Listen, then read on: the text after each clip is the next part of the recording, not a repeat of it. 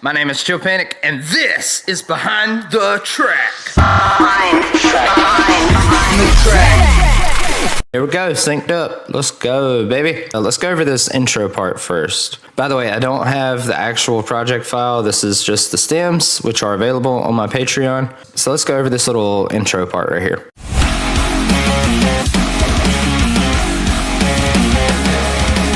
Right here we have the rhythm guitars. Sort of like a drop F tuning because I'm using a Cont'd library, Shreddage 3 by Impact Soundworks. And so I start on the low note of the F, like as if it were open in a like dropped F tuning on an 8 string, or I think you could do that on 7 string. No, that's only 8 string because we like to get low.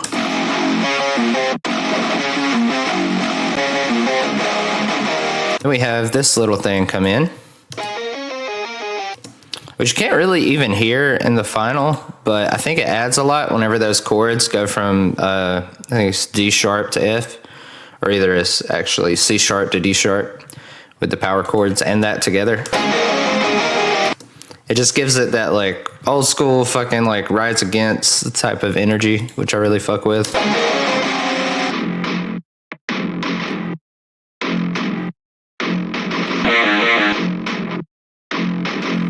Okay, so what I did right here in the verse guitars, I have these little palm mute things, and then I have this come in right here, which is just the same guitar, except I took out a lot of the lows. I just like the way it sounded. And then we get into the pre-chorus.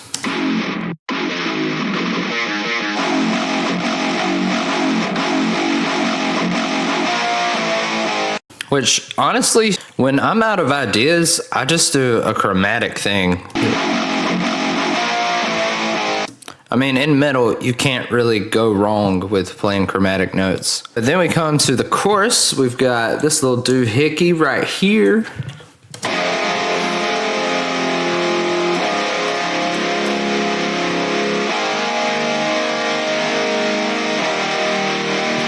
And that's just your like run-of-the-mill fucking, you know, that whole pop chord progression. And then I have these harmonics come in during the chorus.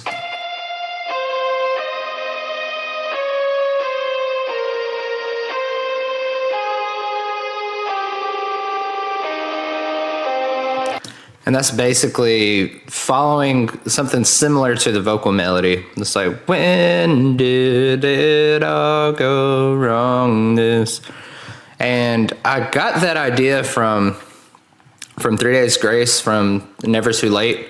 I just remember when I was a kid hearing that song, and they would, like, it would go into the chorus, they'd have that power chord on the open D, and then they'd have the harmonic come in, and it just, I love the way that sounds. So I did that together.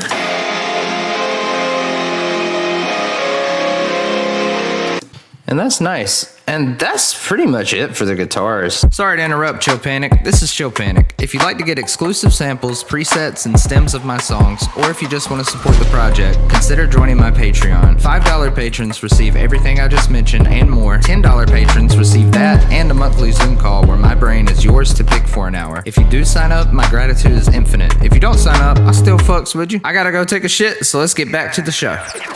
I mean, the guitars aren't too crazy on this, except in the breakdown, which we will get to later. Oh, and that's just a, I think it's like a minor second and minor third, or either it's a fifth and whatever a semitone above a fifth is, a minor sixth, I guess. It's one of those. It's like in the same key, but 2 dissonant notes played together. That's it for the guitar. Let's go to the bass. I did something a little interesting here that I don't actually usually do. I know it's popular to do in rock now, but I don't really ever do it. I have this bass guitar.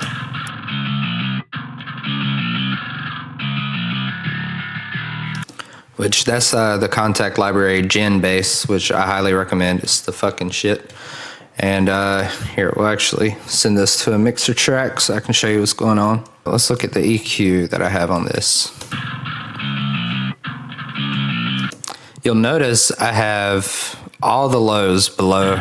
Like pretty much the lowest thing is around 100 hertz.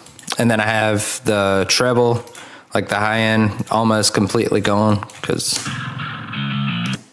I don't think you need it. Sometimes it does. Actually, what sounds cool with bass is this area right here. It can get a little squealy and not sound good, but boosting it just a little bit, that's what really gives it that clank. And a lot of times what I'll do is the whole bus fuzz track, you know, where you route it to a send and you have the like distortion on it and you just have that part being played. And that really helps for getting the bass to stand out and sound cool.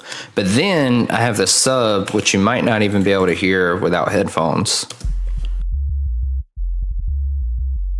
And that's pretty much just a sine wave. I usually only do that when I'm doing really, really low tunings, like drop F right here. A bass guitar is never gonna have the same impact and punch as a synthetic bass can. But whenever you put them together, it's just like, it sounds really nice. Another thing I learned too is that the guitars need a lot less low end than you think, even on the super low tuning stuff like this. And they need a lot less high end than you think too. Right here, that's cymbal territory for me.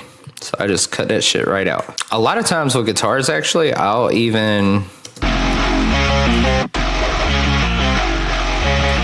go as far as like there and only keeping the tonal or the tonic or whatever being played by the bass. But sometimes with the low tunings, it's really hard to get it without losing the punch.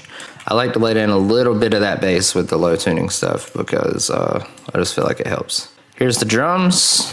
I just have these cymbals right here,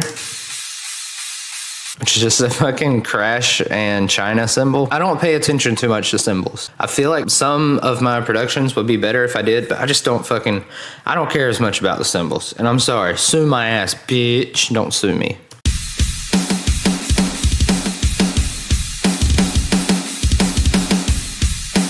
The kick is from the Metal Step Mayhem pack by Phase 1, I think.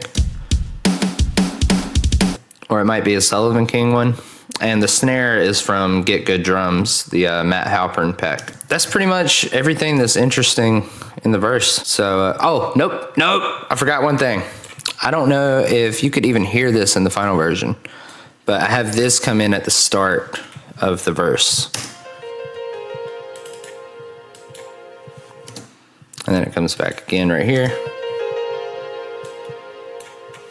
Which is just FL keys doing like a descending pattern with a fuck ton of reverb. It made it feel deeper. It gave it like depth. Cause listen to it without it. When you put it back in, it feels more cinematic to me somehow. It feels like it has more meaning. I don't know. And then here's the effects, which usually I have way more effects in my songs, but I was in a bit of a rush with this one, so this is really the only time I use the effects, except in the breakdown. I went crazy on the breakdown. All that is just a little reverse I made like when I first started producing, like 10 years ago, and I've been using that for 10 years. Cause I don't know, it's got some low end to it and it's got nice mids and it just works really well. By the way, all these stems will be available on my Patreon. So if you want stuff like this, I got sample packs. I got the stems to this song plus many more, so check that out. And then I have this impact right here, which is a glass shatter. And then I have some delay and reverb on it. It just helps when something big is coming in and you want it to have impact, to have some type of explosion, glass shatter, something. So it's with it, and now without it, it loses so much life. And I feel like the hardest thing with making good music is trying to breathe life into it. And it's those little things like reverses and ambient sounds and glass shatters that really breathe life into your productions. So do that shit. All right, let's do the breakdown now. Break down the barrier.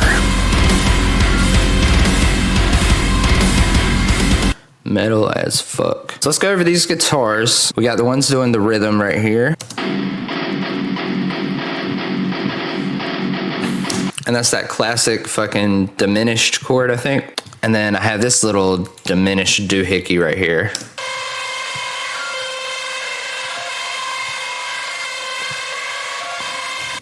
And what that was is I played two chords where they're like a semitone apart. I did them at different rhythms. So I have one that's like, and then another one that's like, and it like bounces off and back and forth from each other.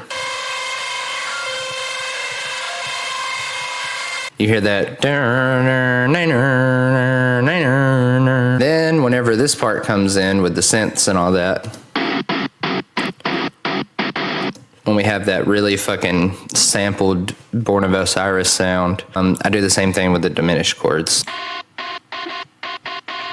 Because I just wanted this shit to sound as angry as possible, so I did everything in my power to do so. Oh, I've also got this thing I do with the frequency shifter right here. And I'll show you how to do that right now, actually. This can work with pretty much any sample. Usually I try to find a loop or something that's like constant. Yeah, you can do it with that. So what I would do to make that frequency shift noise, I'll take any loop, and matter of fact, let's put a limiter on this so it doesn't get too crazy for our precious ears.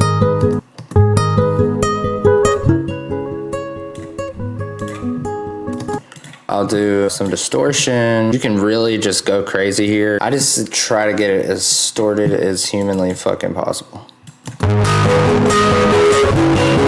And then I'll put a frequency shifter either before or after the distortion, depending on what sounds cool. And then I'll just record myself doing this.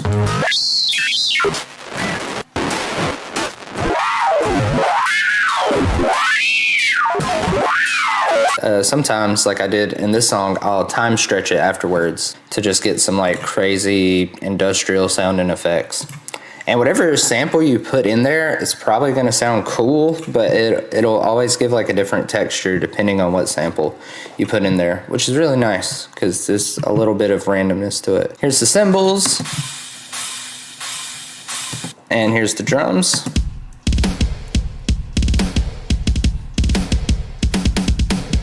I have an electronic kick as a layer.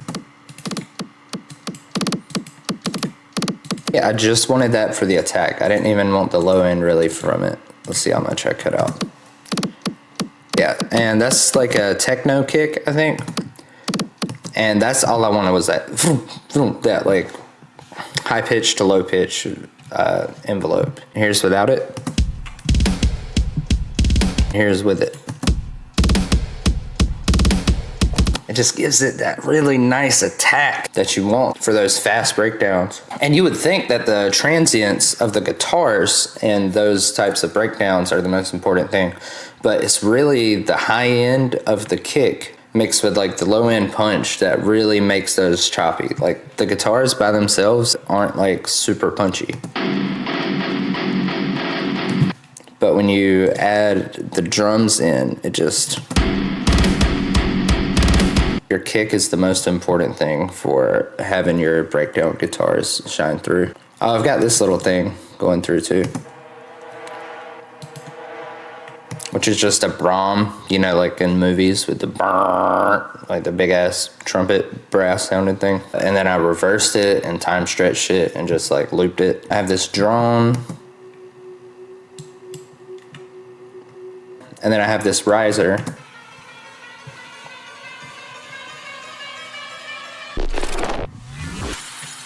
And that riser is from my sample pack Future Underworld, which you can find on my Patreon. This glitch right here is from my sample pack Glitch Jam, which you can also find on my Patreon. Oh, and reverse effect from my sample pack Seven Tigers, which you can find on my Patreon. Now let's get into the synths. This is one of my favorite things.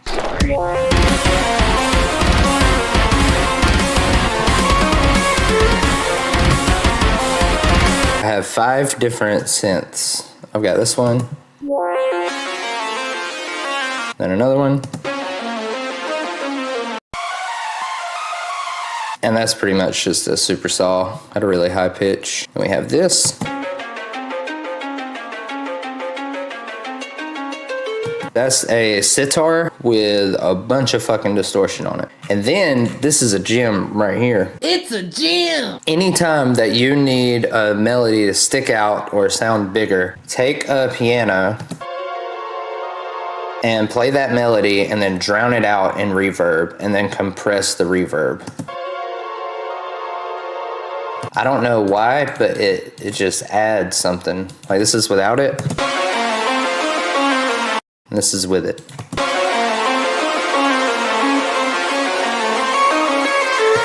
It's almost like it's functioning as a pad, and you use pads to like thicken up chords and atmosphere and stuff, except it's a pad of that melody. So I think that's why. Oh, and then this is the reverb for all of those synths put all together. And just, it's always good to have your reverb separated from your dry signal, because then you can EQ it differently, you can compress it, you can de-ess it, you can do whatever to it. You don't have to do that really, but I think to get the best possible result is necessary. So all those together sound like this. Okay, now my favorite part of this fucking song, the DnB part. To get into it, I have this sample from Noisia. Because I mean, Noisia is just, they're the fucking kings. At first, I had it just go straight into the DnB drop, but I was like, it needs something to be like, whoa, what's happening? Or it's getting bigger, or like to really take the energy up and be like, this is DnB now. So that's pretty much what that is. That is a DnB indicator. Let's go through these DnB basses. Oh, and I made all of these with Serum, and they will be available on my Patreon. Here's the sub. It's a preset I made called Dirty Sub, where it's a sine wave, a saw wave, and noise, this high pass, all distorted and compressed together. Then we have this one, which is Mr. Thick Boy. I got a Wompy Man. The Reese, of course, because we need Reese if it's DnB, don't we?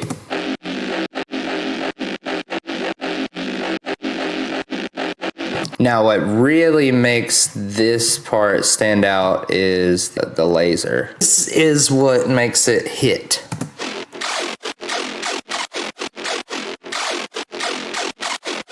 Because what I was going for, I wasn't trying to do like classic DnB. I was trying to imagine if like a metal step drop, which is usually like 145 to 150-ish, somewhere in there, you know, like Murata and phase one and stuff like that. Like what if that drop was sped up?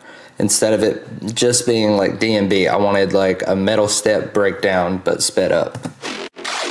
So the transients of those basses are really, really important, because it needs to hit you in your tummy hole. Here's the kick and the snare. A really easy way to make a DnB snare is take a dubstep snare and pitch it up. Maybe shorten it a bit. And there you go. It's just 909 pitched up. And then we have this break loop also from Noisia. That just immediately, oh. Then I have these cymbals, which is a cymbal loop, I think.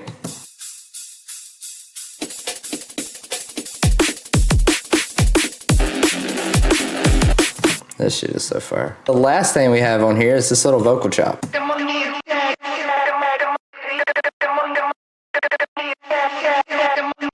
And that's from my song, Everybody. Now let's go over these here vocals. Right here, we have the first verse. This is what it sounds like dry. Have you been watching yourself fade? And that is one main vocal and then two doubles tuned really hard on the sides. And I have this reverb.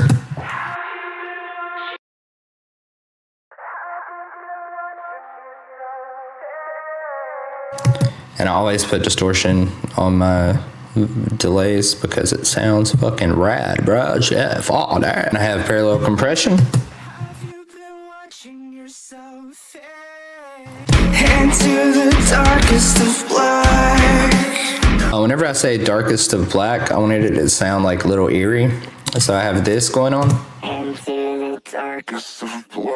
Pretty much took the main vocal into Melodyne and then format shifted it like up and down just to give it some eeriness. I have this delay right afterwards. A lot of the times with delays, what I'll do is I won't actually use a delay. If I want one specific phrase to be delayed, I'll just make a copy of that vocal and then bandpass it and put it where I want it to be. You just get a lot more control. When we go into the pre-chorus, like you're already dead!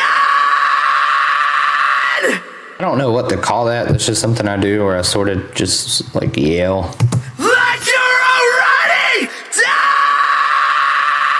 dead! That's probably like 4 of those. All right, and here's the chorus, which I don't know. I don't think I have all the vocals stemmed out, unfortunately. So we've got this. When did it all go wrong? That's one layer where I'm singing it at 1 octave, and then one layer that's an octave below that. And this is a fake harmony, which is something I do a lot, where I'll just put the main vocal into Melodyne and then make a harmony out of it.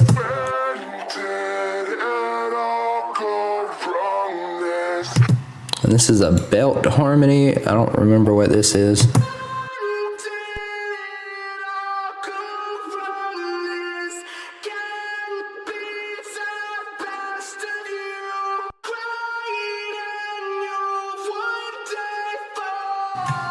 And basically what that is just me sort of like freestyling the harmony. I just try to get into the feeling of it, and I don't really care if I'm hitting the right notes or not, because all I'm trying to do is align myself with the vision and the emotion of what I'm trying to evoke with the track. So I'm just kind of freestyling and singing loudly and just trying to get the emotion across, because I know I can always go into Melodyne later and change the shit around. And when you change the shit around, it does give you these like little artifacts and stuff. So if you're trying to go for like a clean harmony sound, I wouldn't suggest that.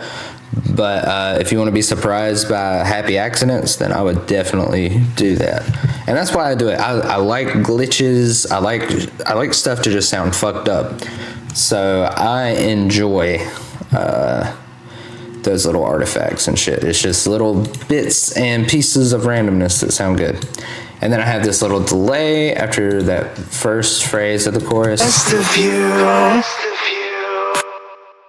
Oh yeah, so this is what the chorus sounds like with everything.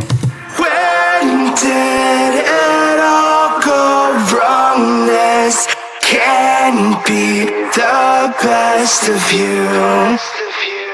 Well, show me some teeth. And then this is just me yelling. And then for weak, I have 3 different screams. Work, work, work. Oh, and I pitched it down. That's what it sounds like without it being pitched down. Work! But, you know, I just thought it hit harder with it being pitched down. When did you become so work? And now, the breakdown scream. Okay, so I did something really cool here, actually. Let me show you what this sounds like without the effects. It's fucking crazy. Break down the barrier! And then with the effects. Break down the barrier! Do you hear that? That's fucking crazy. This is how I did that. I used Serum FX. I've spent years making electronic music, but I grew up listening to rock, so I use a lot of electronic tools with my rock music, and this is one of them. So right here, you have the hyper dimension. I'm just using the hyper, not the dimension. Pretty much what it's doing is taking the dry signal and it's playing them at tiny different pitch intervals apart from each other and spreading them out wide. And it just gives a really gritty thing to screams, I realized. That little tail end you can hear is this comb filter. It's just a comb plus. I have the resonance up pretty high. I just messed with the cutoff to figure out where to get it. And the mix isn't up all the way. It's only at 37% because if it was up all the way, it would sound like this. Which actually sounds kind of fucking sick. And then I have this multi-band compressor on. This multi-band compressor is basically Ableton's OTT. So if you use Ableton, you can just use OTT. But without it, see, it just loses so much of its edge. That is how you get a scream to sound fucking bananas. Join my fucking Patreon. My Patreon. Join my fucking Patreon. My Patreon. Please sign up. I'm broke as shit. Please sign up. $5 is a little bit. Join my fucking Patreon. My Patreon.